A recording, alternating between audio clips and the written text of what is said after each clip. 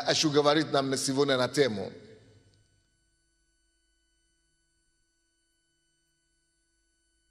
Там, где вы оказались сегодня, не тема такая, место такое, короче, я тему потом придумаем, как назвать потом. Но место такое, что там, где мы с вами сегодня оказались, или что с нами происходит, это не результат, никто не виноват за то, где мы оказались сегодня. Там, где мы оказались сегодня, нужно сам за себя взять ответственность за то, что у нас происходит в жизни, и за то, где мы оказались сегодня. То есть никто не виноват. Нельзя обвинить кого-то в том, где, если мы сами приняли решение что-то делать. Короче, на английском такая фраза. Если кто-то может мне помочь его, на русском правильно сказать. Never complain about what you permitted. Ваше сегодняшнее положение – это ваша ответственность.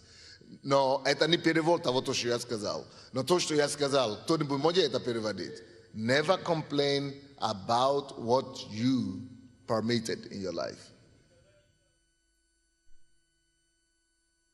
Если ты принял решение что-то делать, если ты чего-то допустил в своей жизни, если ты это допустил, то не жалуйся, да? Или как ты сказал? Не жалуйся о том, что ты допускаешь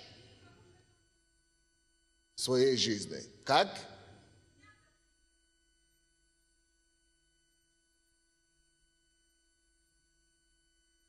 Допустим, если вы приняли решение, сожалеть можно, но я хотел сказать, сожалеть, все жалеют о чем-то, но чтобы не жаловаться. Допустим, вы приняли решение выйти замуж, допустим, молодая девушка приводит домой парня, да, и говорит, я хочу выйти за него замуж. И родители говорят, нет, не выходи за этого замуж, он не тот. Мы родители понимаем, не надо. А она говорит, нет, я выйду. Хорошо, ты вышла замуж, так? А потом через 2 года приходит домой и говорит, папа, зачем я вышла, вот что случилось, почему у меня такая жизнь, мне не повезло и так далее. Что тогда скажут родители? Как?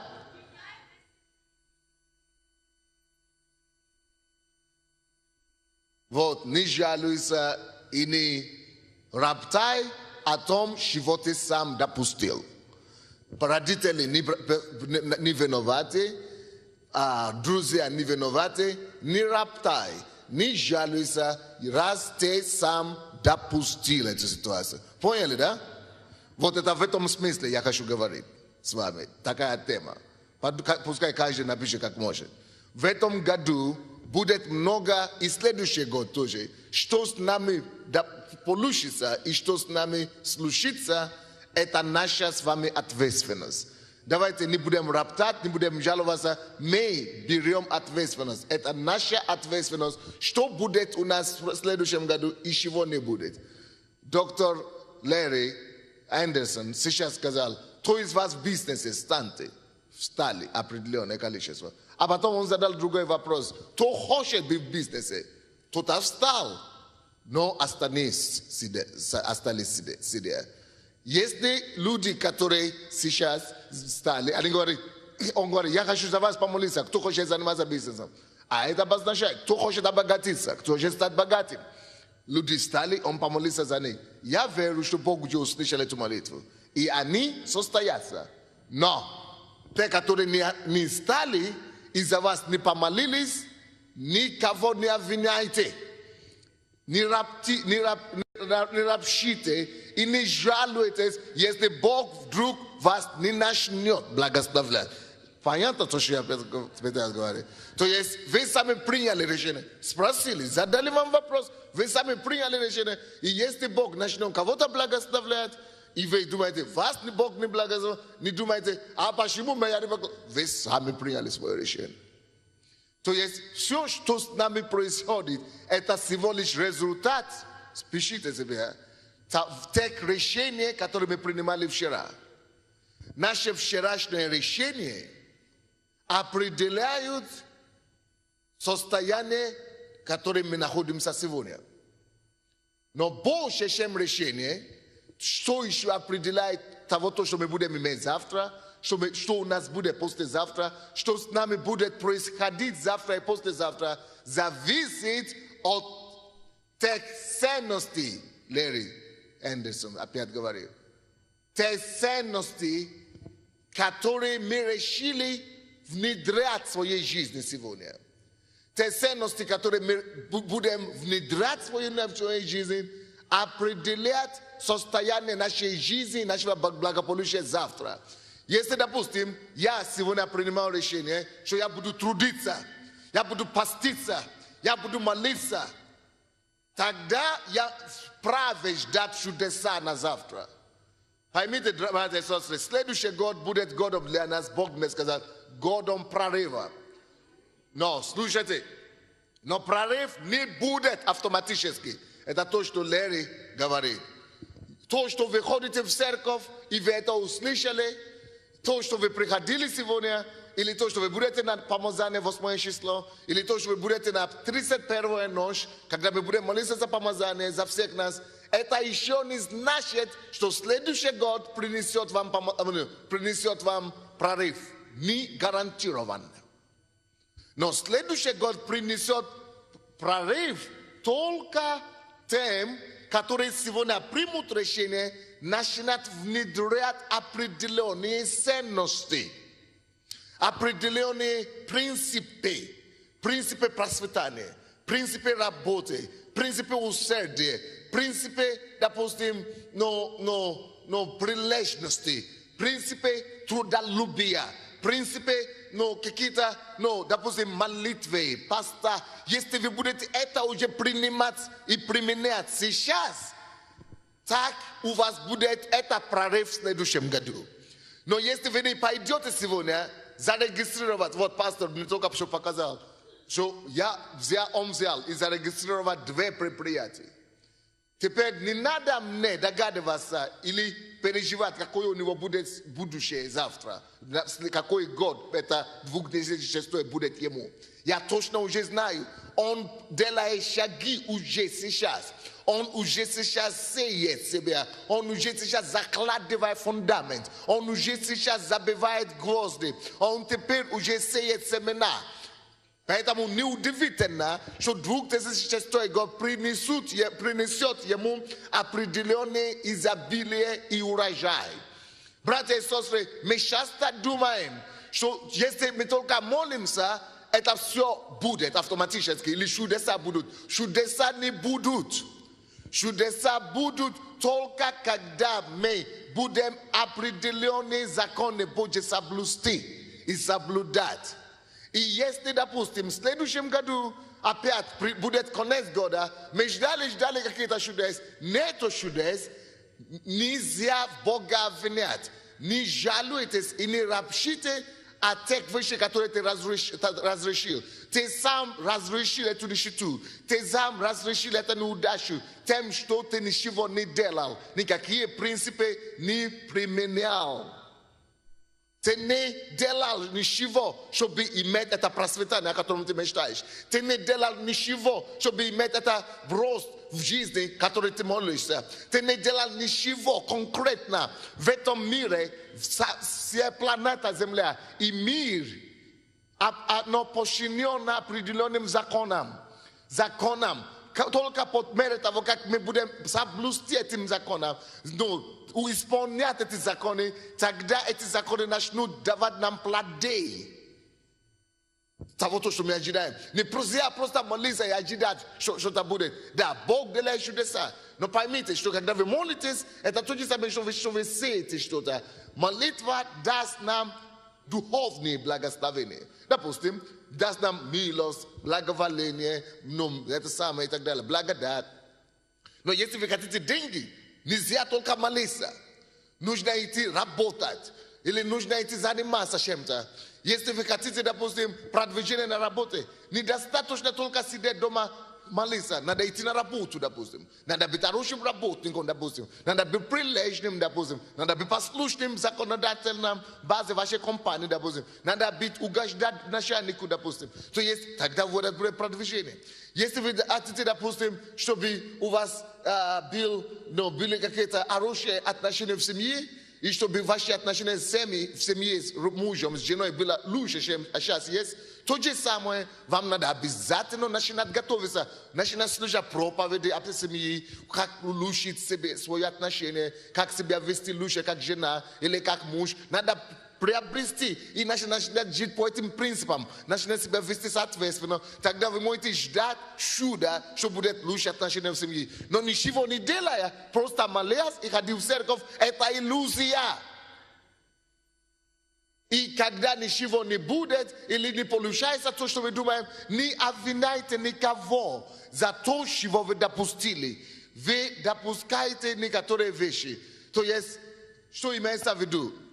Сам Бог говорит, что Он возвеличивал свое, это Псалом 147 по-нашему. Он говорит, я возвеличивал свое слово, то есть свои принципы. Принципы своего слова я повесил выше своего имени. Он говорит, я больше буду уважать свои принципы своего слова, больше, чем имена моего. Что имеется в виду? Что это обозначает? Это значит, что если я уже сказал так, допустим, что рука прилежного обогатится, Бог так уже сказал, рука прилежного только и обогатится. Но, а ты сказал, я не прилежный, но я только молюсь. То я призываю имя Господа, Бог говорит, нет, я уже возвесил мое слово выше моего имени. Ты можешь призвать 1000 моих имен. Ты можешь с утра до вечера молиться моему имени. Но ничего не будет, если мое слово уже так сказал. Допустим, если мы с вами ходим в эту церковь, мы молимся с утра до вечера, написано, рука прилежного обогатится. Значит, только тот из нас, кто прилежный и молится, Бог благословит. Но, допустим, если я, не прилежный, работаю когда надо, когда получится, как получится, не прилежный, просто как получается и так далее. Я, верующий, который верующий, знаю Бога, молюсь с утра до вечера, буду жив в нищете. А японец или китаец или кто-нибудь, который вообще не молится, вообще не верующий, но прилежный, Бог благословит этого японца, буддиста, больше, чем тебя, который спит, только ожидает чего-то от Бога и не делает то, что Он говорит. То есть Бог больше уважает послушание Его принципам, чем просто ссылаться на Его имя. Непонятно вам? Допустим, если Бог найдет прилежного китайца, неверующего, но он прилежный, то, что Бог обещал, что рука прилежного обогатится, оно исполнится для этого неверующего китайца. Он будет обогатиться. А если и украинец или африканец, который не прилежный, говорит, я молюсь, вы удивитесь, Бог тебя любит, да. Ты пойдешь на небо, да. Китаец пойдет в ад, да. Но что касается обогащения, то китаец будет богатый, а ты, который идешь на небо, да, ты пойдешь на небо, но здесь на земле будешь жить бедно. Непонятно вам? Потому что китаец пойдет в ад, потому что он не принял другой принцип Слова Божьего. А какой это принцип Слова Божьего? Что чтобы идти на небо, Иисус есть путь, истина и жизнь. Что кроме Него и как только через Него никто не войдет в Царство Небесное. Вот ты украинец, да, ты принял этот принцип. Ты знаешь Иисуса, молишься Ему, идешь на небо, молодец. Но если Бог говорит, а чтобы жить хорошо на земле, и чтобы рука обогатилась, надо обязательно быть прилежным. А ты говоришь, не обязательно, я зато прилежный в молитве. Ну, молодец, молись хорошо, но не пошел на работу, то не работает, то не кушает. Это не коммунист сказал, это не Ленин сказал, сам в Библии написано, Бог говорил.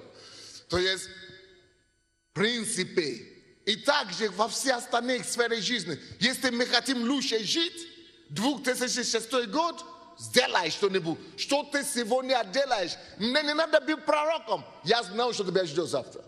Чем ты занимаешься уже сейчас, я знаю, какой тебя принесет удачу или неудачу 2006 год. Кто из нас хочет войти в 2006 год? Кто хочет дожить туда? Молодец, опустите руку, я вижу. Все хотят.